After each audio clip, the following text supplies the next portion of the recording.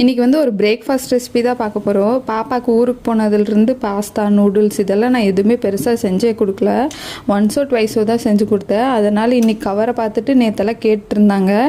சரி ஓகே செஞ்சு கொடுப்போன்னு சொல்லிட்டு பீட்ரூட் நூடுல்ஸ் தான் செஞ்சு கொடுத்தேன்.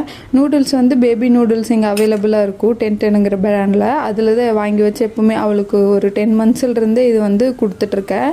இப்போல்லாம் பாப்பாவோட ஃபேவரேட்டே வந்து நூடுல்ஸ் பாஸ்தா இந்த மாதிரி எல்லாம் கொடுத்தா நல்லா சாப்பிடுவாங்க. ரைஸ்னால் அப்படியே நெளிஞ்சிட்டு சாப்பிடுவாங்க.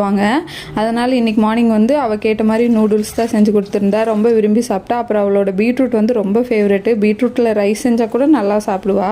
அப்புறம் எங்களுக்கு மார்னிங் பார்த்திங்கன்னா சிம்பிளாக கம்மங்கூழ் தான்.